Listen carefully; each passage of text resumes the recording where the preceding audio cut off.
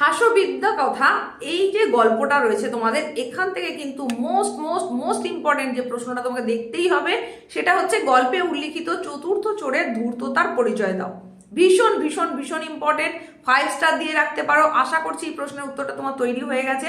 আর এই প্রশ্নটা যেমন তুমি তৈরি করবে, তারই সঙ্গে সঙ্গে আরো গুরুত্বপূর্ণ বেশ কয়েকটা প্রশ্নের কথা বলবো যেগুলো দেখতে হবে, যদিও সেটা হাতে গোনা প্রশ্ন।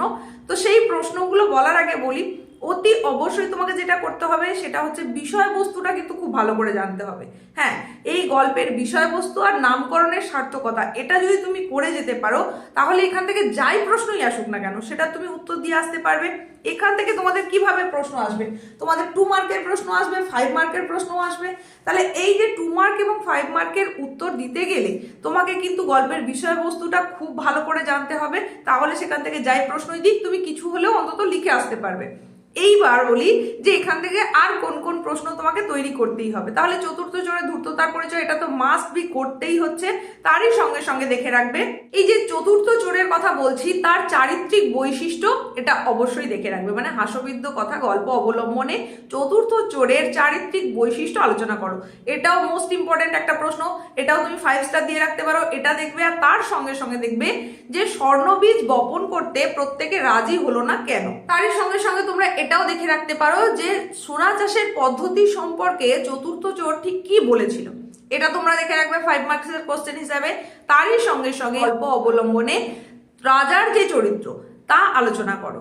এই কয়েকটা মাত্র হাতে গোনা 5টা প্রশ্নের কথা বললাম, এই 5টা প্রশ্ন যদি তুমি এখান থেকে দেখে যাও তাহলেই কিন্তু আশা করছি এখান থেকে কমন পেয়ে যাবে। হয়ে গেল আমাদের গল্প। এরপরে তোমাদের বলে দেব যেটা তোমাদের ভার্স অর্থাৎ পদ্য রয়েছে, সেখান থেকে ঠিক কোন কোন প্রশ্ন করতে হবে। তো তোমরা যারা উচ্চ মাধ্যমিকের 4th সেমিস্টার পরীক্ষা দিতে চলেছো সংস্কৃত বিষয়ের ওপরে, তোমাদের মধ্যে কেউ কেউ অন্যান্য ভিডিওতে এসে কমেন্টে জানতে চাইছো যে তোমাদের পরীক্ষাটা ঠিক কবে রয়েছে, 19 তারিখ রয়েছে নাকি 23 তারিখ রয়েছে।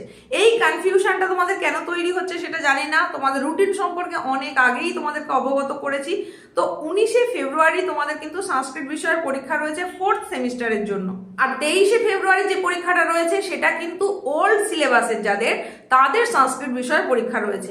মানে যারা পুরনো সিলেবাসের পরীক্ষার্থী তাদের সংস্কৃত বিষয়ের পরীক্ষা রয়েছে 23শে ফেব্রুয়ারি। 4th সেমিস্টারে অর্থাৎ নতুন পদ্ধতিতে তোমরা যারা পরীক্ষা দিচ্ছ তোমাদের পরীক্ষা কিন্তু রয়েছে সংস্কৃত বিষয়ে 19শে ফেব্রুয়ারি। রুটিনটা একেবারেই গুলিয়ে ফেললে চলবে না, খুব ভালো করে এটা মাথায় রাখো। এরপরে আসি তাহলে যে তোমাদের রয়েছে পদ্য বনেচর ভাষণম, এটার উপরে তোমাদেরকে ঠিক কি কি করতে হবে। দেখো এই যে পদ্যটা তোমাদের বলেছি সেখান থেকেও অতি অবশ্যই তোমাকে তার নামকরণের সার্থকতা, বিষয়বস্তু বা বিষয় সংক্ষেপ অবশ্যই জানতে হবে। মানে 3টের জন্যই তোমার, সেটা হতে পারে প্রোজ বা গদ্য, সেটার জন্য হতে পারে ভার্স বা পদ্য, আবার তোমাদের যে দৃশ্যকাব্য রয়েছে সবটারই কিন্তু বিষয় সংক্ষেপটা খুব ভালো করে জানতে হবে। তাহলেই দেখবে তুমি সেখান থেকে কিছু না কিছু লিখে আসতে পারছো, যাই প্রশ্নই দিক না কেন। তাহলে বিষয় সংক্ষেপ, নামকরণের সার্থকতা দেখে নিচ্ছ, বনেচর ভাষণম।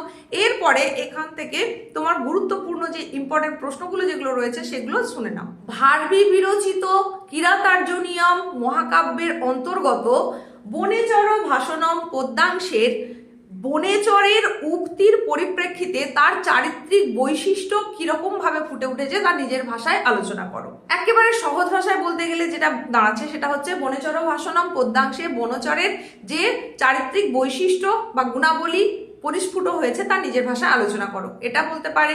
তারই সঙ্গে সঙ্গে তোমরা অতি অবশ্যই দেখে রাখবে যেটা, সেটা হচ্ছে যুধিষ্ঠিরের কাছে দুর্যোধনের রাজ্য শাসন পদ্ধতি সম্পর্কে বনেচর যে উক্তিগুলো করেছে সেটা আলোচনা করো।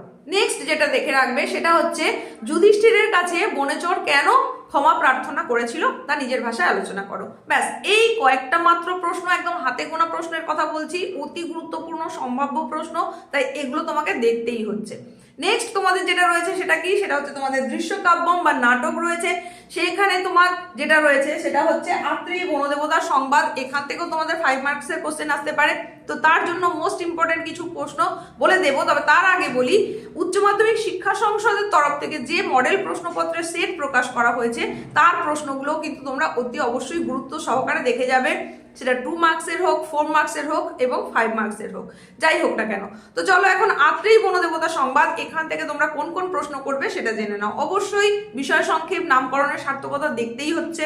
আর দুটো চরিত্র কিন্তু এখান থেকে খুব ভালো করে দেখে রাখবে, সেটা হচ্ছে বাসন্তীর চরিত্র, বনদেবতা বাসন্তীর চরিত্র আর রামভদ্রের চরিত্র। এই দুটো চরিত্র খুব ভালো করে দেখে রাখবে।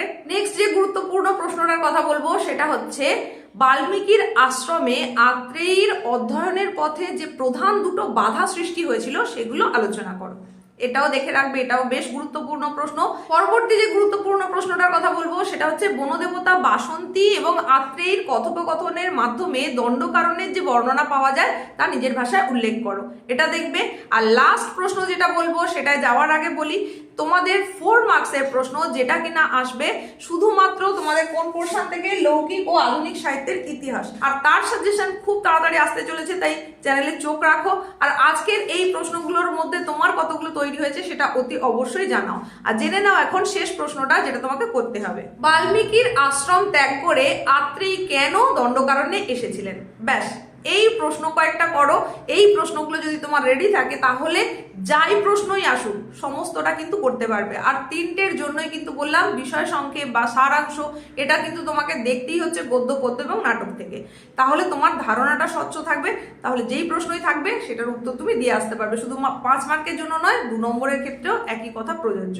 দেখা হচ্ছে পরবর্তী উপস্থাপনায়।